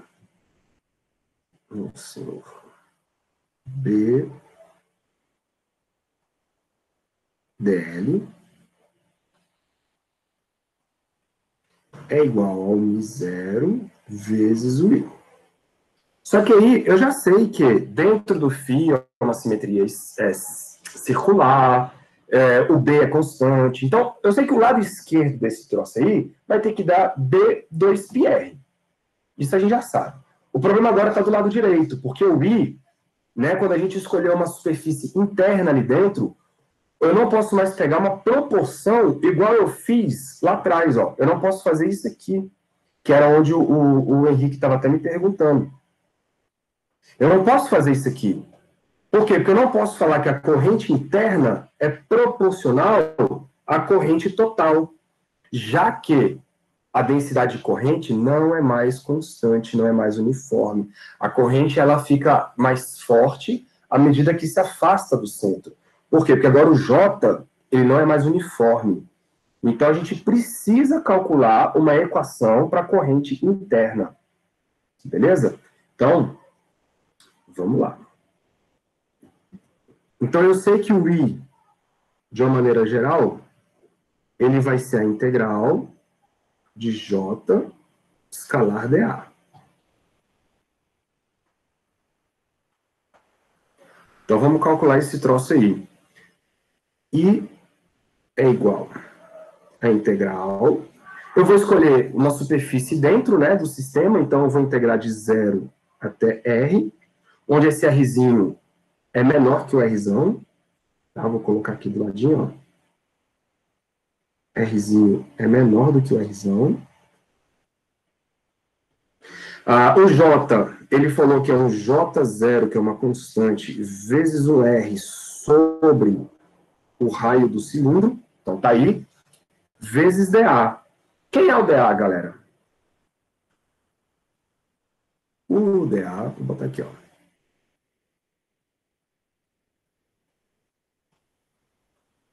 Pensem que ele vai ser o D de πr quadrado, né? Ou seja, isso aqui é 2πr dr. É como aquela história de você pegar os círculos, pegar um anelzinho dentro da área completa, você pega lá um anelzinho bem fininho de espessura dr, e aí você vai somar todos esses anéis até formar a área completa.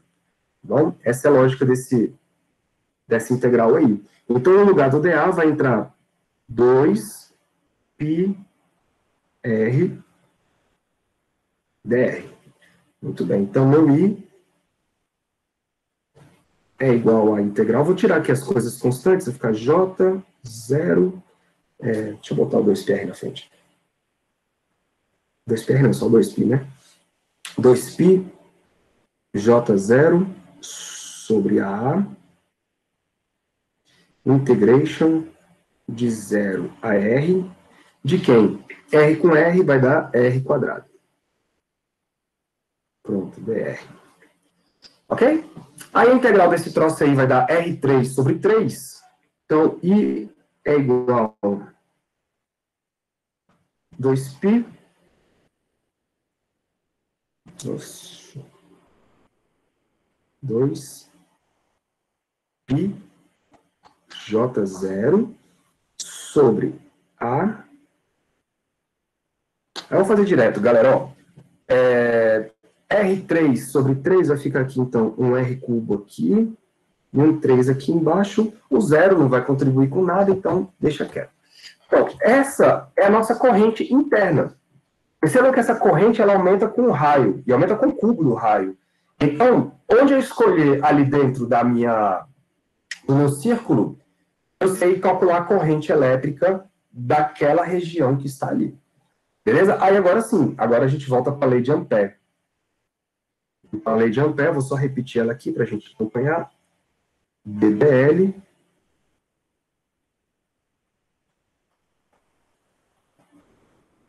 é igual ao Mi0 vezes o I. Esse I é o I interno. Então, já sabemos que do lado esquerdo dá B2πr, Rzinho, Do lado direito, agora vai ficar Mi0, 2, Pi, J0, R3. Pronto. Beleza? Ó, 2π com 2π morreu. De modo que nossos finalmente aqui fica B. Deixa eu ir lá para cima.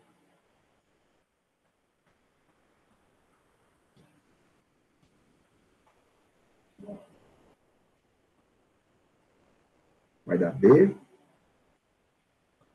É igual a Mi0.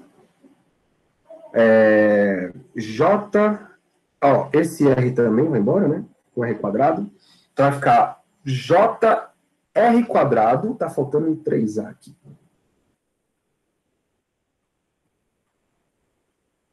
Então vai ficar Mi0 J sobre 3A, R quadrado.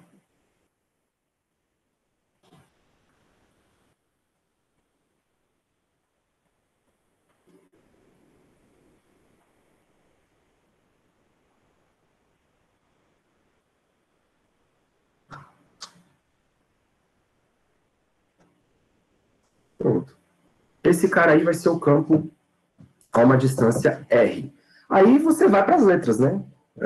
Na letra A, por exemplo, ele pede... Eu nem vou botar a letra porque eu não lembro as letras, não. Mas em algum momento ele vai pedir aí, ó, quando R é 0, ou seja, no eixo, e ficou moleza, né? No eixo, o B é 0, quando R é 0. Quando o Rzinho for A sobre 2, é só você substituir. Quando você botar A sobre 2, ele faz de cabeça, ó. Vai dar A ao quadrado, o 2 vira 4, 4, quando juntar com 3, vira 12. Certo? Então, nosso B, ele vai dar Mi0, J0. Aí o A ao quadrado vai cancelar com o A lá embaixo, vai sobrar um A aqui em cima, sobre 12. Né? Porque um dos A já foi embora. Certo? E por último, ele pede para você fazer quando R for igual a A.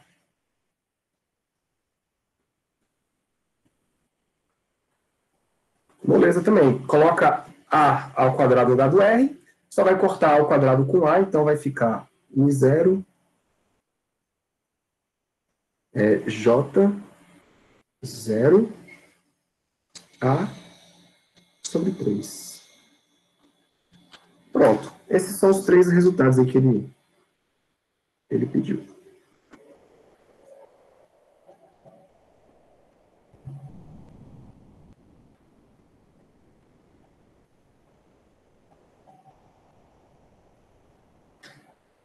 Beleza? Depois vocês substituem os valores para chegar no resultado numérico que ele pede. Galera, tranquilo? Dúvidas aí?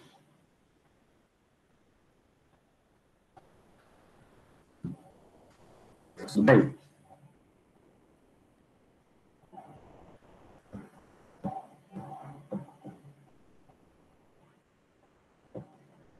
Beleza. Que bom, né? Você fazendo parece tranquilo. É porque o que está acontecendo? Quando eu estou fazendo, vocês, na verdade, estão seguindo um raciocínio meu, sacou? É como se eu estivesse no meio do mato e abrindo o caminho, tipo, quebrando galho, travando a luta ali, e vocês estão seguindo o caminho. Né? Então, é como se vocês não tivessem com controle da situação. Então, aí parece fácil. Por isso que o importante depois é vocês chegarem em casa e vocês abrirem o caminho. Porque é você com você mesmo, sacou? É você olhando para o que eu já fiz e tentando meio que fazer igual ou fazer do jeito que você acha mais interessante. Ou mais fácil, né? Ou às vezes até mais difícil, mas de uma maneira que faça lógica na sua cabeça. É isso que é aprender. É você depois tentar fazer alguma coisa que você já viu do jeito que faz sentido na sua cabeça. E aí vocês vão sentir dificuldade, é óbvio, normal.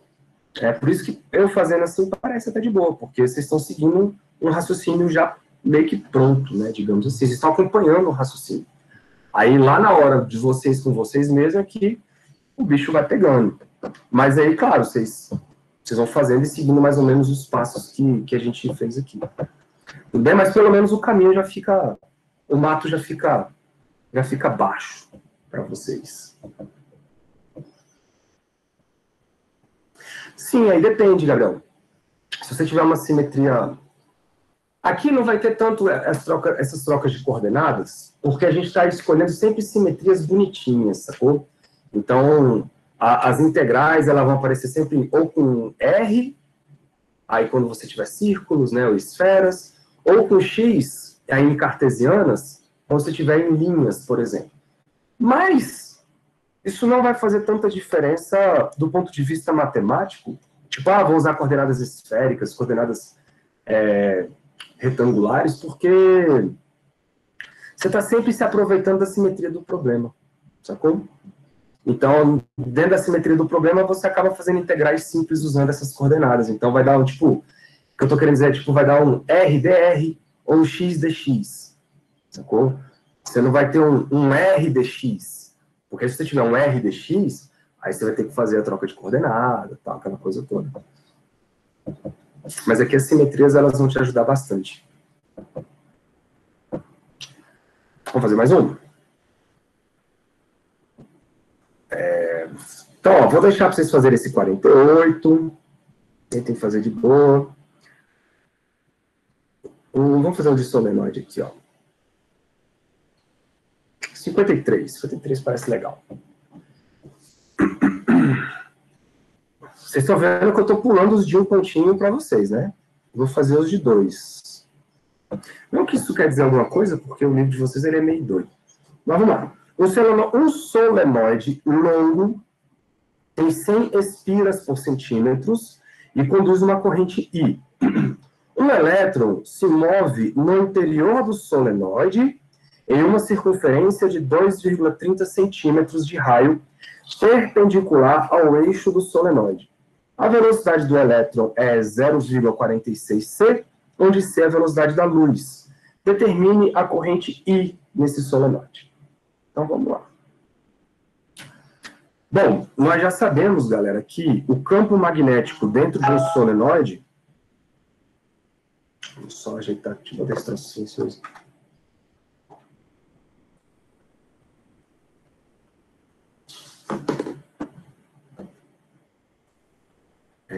Esse aqui é o 53. Nós já sabemos que o campo magnético dentro de um solenoide é molezinha, né? Opa. B é igual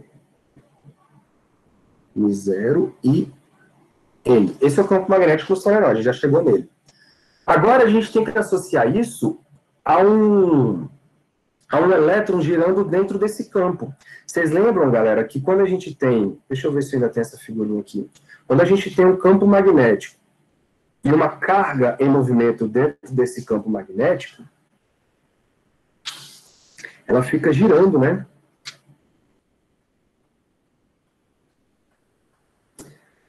Cadê? Acho que é muito antiga essa figurinha, lá do comecinho. Acho que eu vou achar só aqui, ó.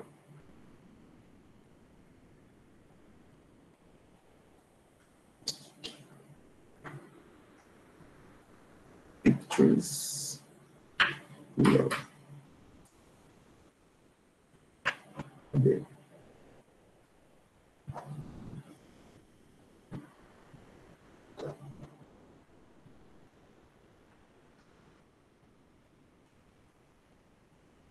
Cadê os screenshots? Não sei.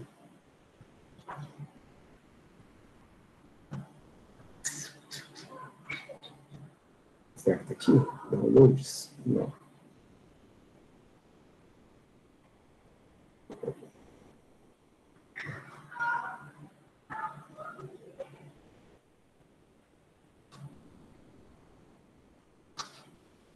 Enfim.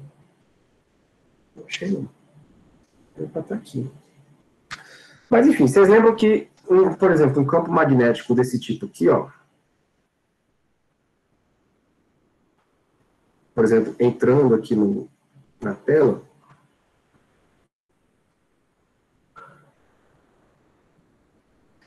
quando a gente lança uma carga, por exemplo, positiva aí dentro, ela vai girar, né? Então, se eu jogar aqui uma carga positiva nessa direção, o movimento dessa carga produz um campo, esse campo vai interagir com o campo de fora, e aí vai rolar uma força magnética.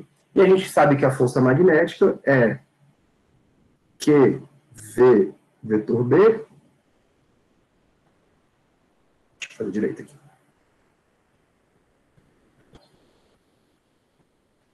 QV vetor B. Ó, vocês estão vendo tanto que é importante, galera, colocar ou tirar as setas de cima dessas letras, hein?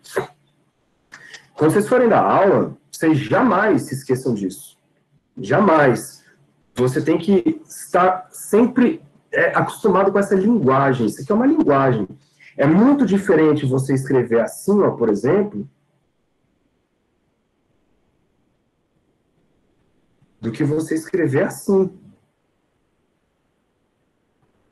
Tá bom? Isso é uma linguagem matemática e você tem que usá-la de maneira muito, muito consciente, porque senão você pode escrever coisas erradas. Então, olha aí. Quando esse cara entra, ele vai girar aqui dentro, né, nessa direção, ó. O campo tá para cá, velocidade tá para cá, então, na verdade, ele vai girar para o outro lado, né?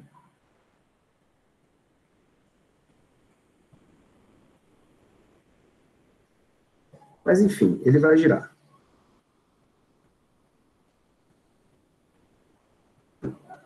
E a gente descobriu que o raio dessa trajetória, ele é dado por R é igual a mv sobre QB. Vocês lembram como é que a gente chegou nele, né?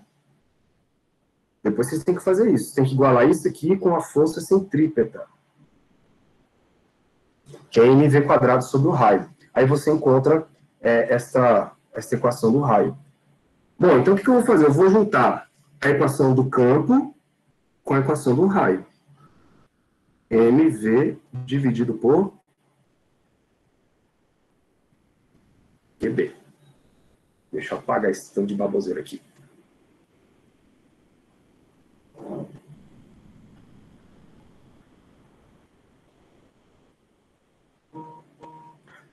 Beleza? Então, olha só, galera. Quando eu colocar R é igual a mv sobre QB, mas o meu B é dado pela equação do lado, a gente mata o problema. Né? Então, fica mv sobre Q vezes M0 e N. Pronto, segredo 1. Como ele quer a corrente elétrica, o I vai ser igual a mv dividido por M0, que vou trazer o Rzinho para cá, vezes N. Show, né? Só cuidado aqui, talvez possa ser que dê alguma dificuldade. Lembra que o N, galera, é o número de espiras por unidade de distância. E ele falou que são 100 espiras por centímetro, né? Só que o nosso sistema internacional, isso aí tem que estar em metro. Então, você tem que transformar isso aí para 100 espiras. Ao invés de centímetros, você transforma isso aqui em metro, 10 a menos 2 metros. Beleza?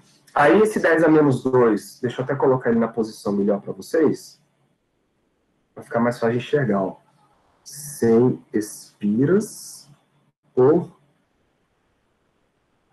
10 a menos 2 metros. E isto vai dar 10 a quarta espiras por metro. Beleza? Você tem que usar esse 10 a quarta aí, senão vai dar errado. Depois que você fizer essa conta, eu tenho ela feita aqui, isso vai dar 0,272 amperes. Parece?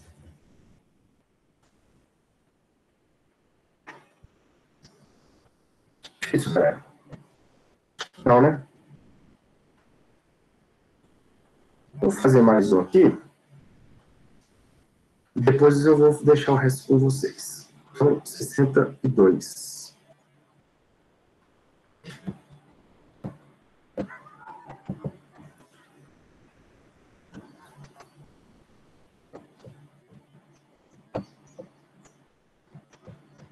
Depois eu fiz outro. Ele pode ajudar vocês a fazerem outros desse tipo aqui, ó. 62.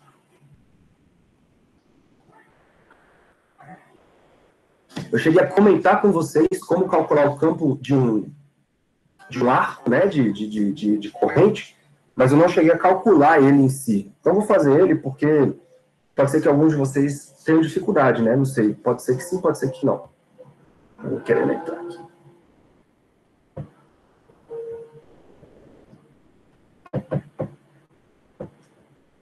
Mas quem foi que chegou?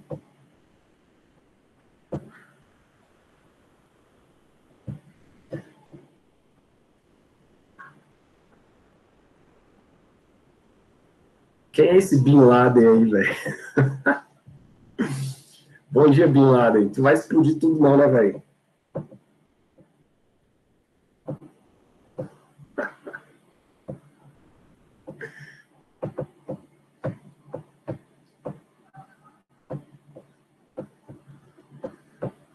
Quem que é o Bin Laden?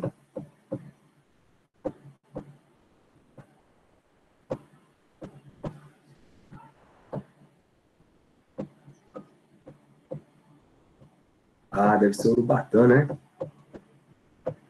Aquele que perguntou agora no grupo ali. Enfim. Bom dia aí, meu velho. Somos todos da paz, viu? Então, ó, ele diz o seguinte. Na figura... Imaginei que fosse você mesmo. Na figura 2975, uma corrente tanto... Aí vocês façam as contas depois, eu vou só montar a equação.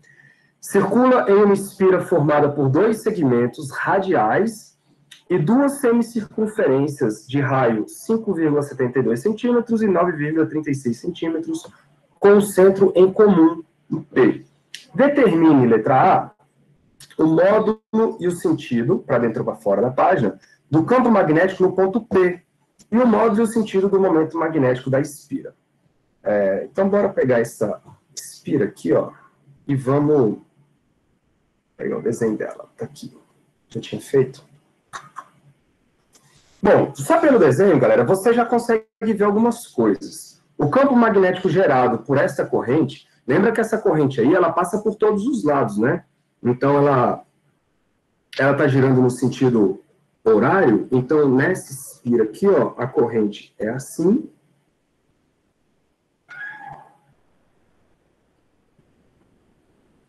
Tem hora que ele não me deixa fazer as setas. É assim, beleza? De maneira que quando você aplicar aí a regra da mão direita, o campo magnético lá no ponto P é saindo do... É saindo do ponto P. Desculpa, entrando. Mas falo besteira. Então, aplica a regra da mão direita e vocês vão ver o campo magnético entrando no ponto P. Aí, o que acontece? Nós temos como se fossem 4 pedaços de corrente. Eu tenho esse pedaço que eu vou chamar de 1, que ele representa a semicircunferência grandona. Eu tenho esse pedaço que eu vou chamar de 2, que é uma linha reta. Esse pedaço que eu vou chamar de 3, que é uma semicircunferência menorzinha. E esse outro pedaço que eu vou chamar de 4. Desses 4 pedaços, galera, 2 não produzem corrente no ponto P. Por quê? Porque eles estão alinhados com o ponto P, que é o pedaço 2 e o pedaço 4. Beleza? Não produzem por quê? Porque eles estão alinhados com esse ponto P. Lembra que o campo magnético ele é circular em volta do fio e não na linha do fio. Beleza? Então, o que nós precisamos fazer, eu vou nem mais dar nome a esses caras que são linhas, eu vou chamar o grandão de 1 e o pequeno de 2, que fica mais fácil, né? Esse cara aqui não produz campo, esse cara aqui não produz campo magnético no ponto P. Fique bem claro, no ponto P. Bom, então, vamos tentar calcular o campo magnético produzido por um arco, né? Vocês lembram que o campo magnético, ele tem a equaçãozinha. Vou ver se eu consigo fazer vocês lembrarem aqui, ó. O campo magnético, ele era dado por μ0, 4π, não era isso? Aí tinha... Como é que era? Nem eu lembro mais. Deixa eu colar aqui. Acho que eu tenho na aula passada. Não, é a primeira aula, né? Fontes de campo. Aqui, ó.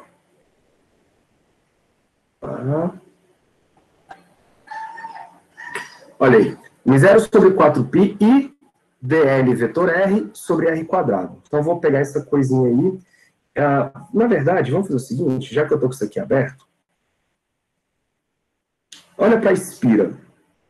O campo da espira, a gente tinha que fazer essa integração aqui, ó, todinha, estão vendo? Essa integração aqui. Essa integração, galera, a gente ia de 0 até πr, até 2πr, que era o raio da espira.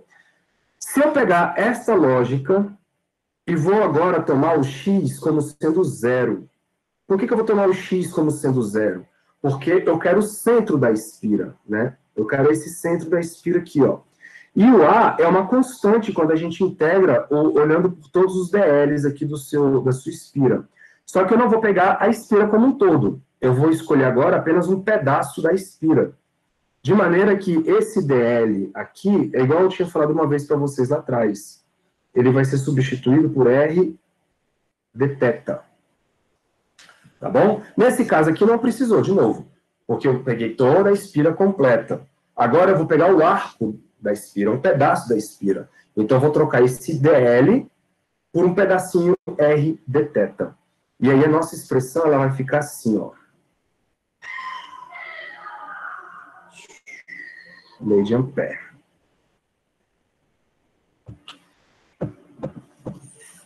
Vai ficar o μ0i, né? Aí tinha o i aqui. O A, que é o raio constante para fora.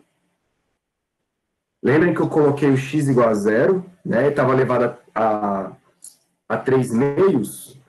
Então, vai ficar só esse A ao quadrado aí. Integral de dl. Bom, vai aparecer esse troço. Só recapitulando, para ninguém ficar perdido. Fontes de campo. Aqui, ó. Quando você fizer o x igual a 0, aqui vai dar 0. A ao quadrado elevado a 3 meios, vai ficar um A ao cubo, na verdade, né?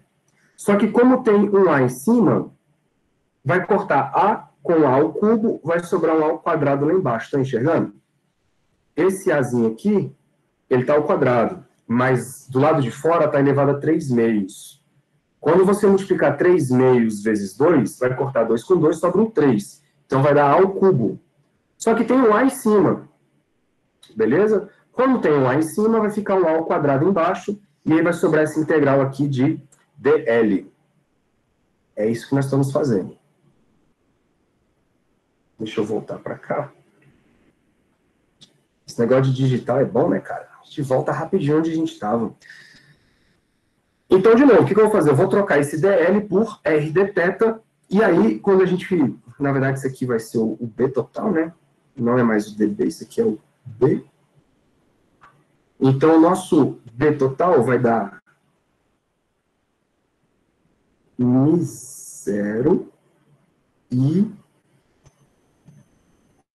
4π ao quadrado. Deixa eu arrumar essa letra.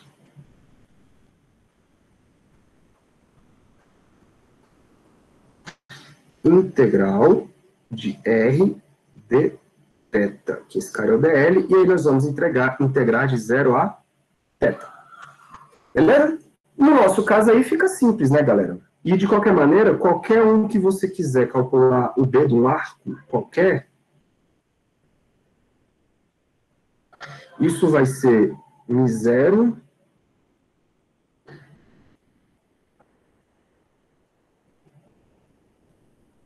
e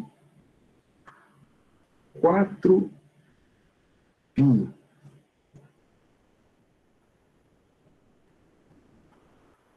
Tá? Porque este R aqui, ó, ele é o seu A, né? Que é o raio. É uma constante, vai sair da integral, aí vai cortar com A ao quadrado lá embaixo. Belezinha? Vezes o θ. Quando você integrar d θ, isso vai virar o θ, né? Tá indo de 0 a θ. Então, esse aí, galera, vai ser o campo de um arco de corrente, tá? Se o cara falar que o arco tem 45 graus de abertura, então você vai colocar aí π sobre 4, que é sempre em radianos, tá? No nosso caso, quanto que vale o π? Não é uma semicircunferência? Então, quanto que vale o ângulo? Se é uma semicircunferência, ele vale π radianos, porque 180 graus. Beleza? Então, ó, esse aí é o campo de um arco qualquer, tá? Só que vocês estão vendo que no nosso problema, vocês têm dois arcos. Um arco formado pela parte 1 e um arco formado pela parte 2. E os dois arcos produzem campo para o mesmo lado, para o mesmo sentido. Isso quer dizer, galera, que o campo magnético resultante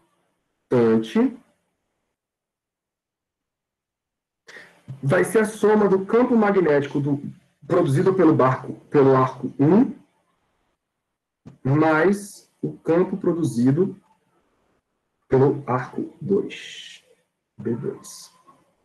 E a gente sabe calcular esses campos aí, né? No nosso caso, o ângulo é π.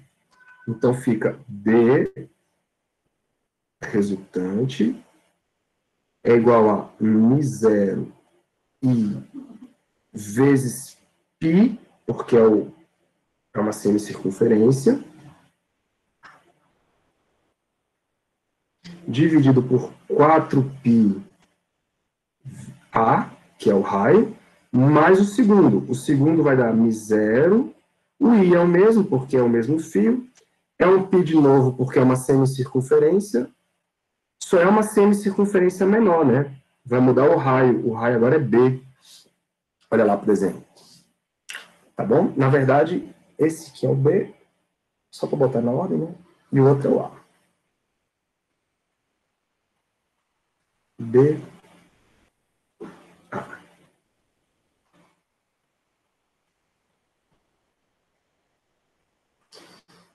Muito bem, vou botar em evidência, aí vai ficar assim, ó, B resultante, vamos ver se vai caber aqui.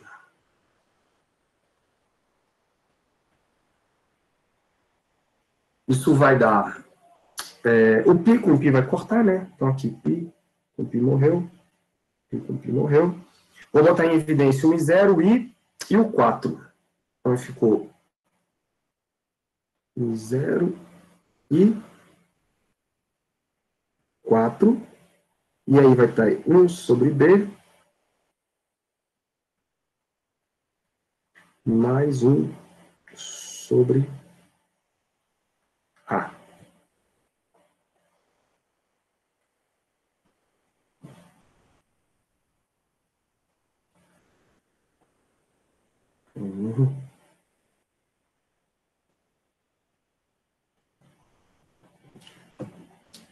Beleza? Fazendo essa conta, eu vou deixar essas contas aí para vocês, tá? Já são 10h10. Aí depois vocês confiram aí, por favor. Isso vai dar 4,97 vezes 10 elevado a menos 7 Tesla. Beleza? Esse é o campo magnético resultante. E a gente já sabe que ele é para fora. Então, eu vou botar aqui, ó, para fora.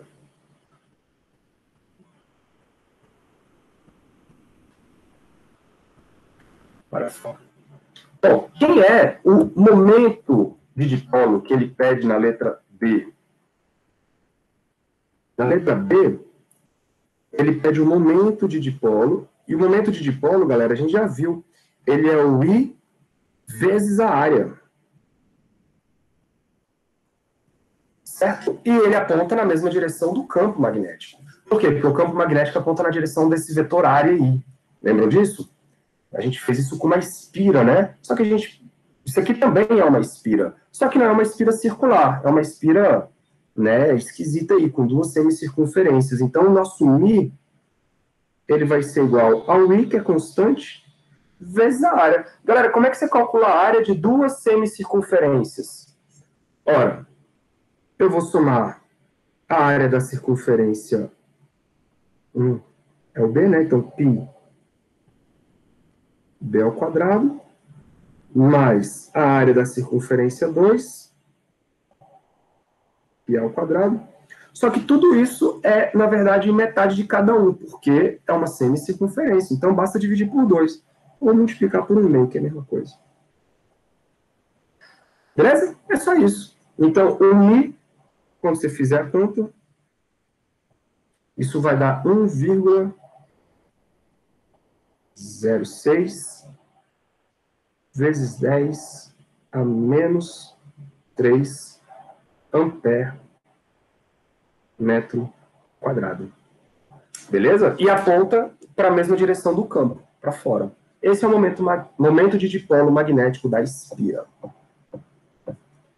Certo, galera? Difícil? Deixa eu só colocar aqui com a letra A, letra B.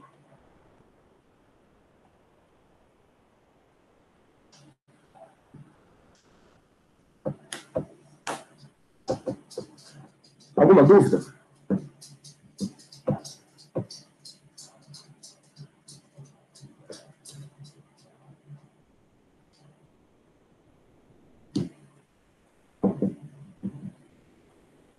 Vou deixar os outros para vocês, tá?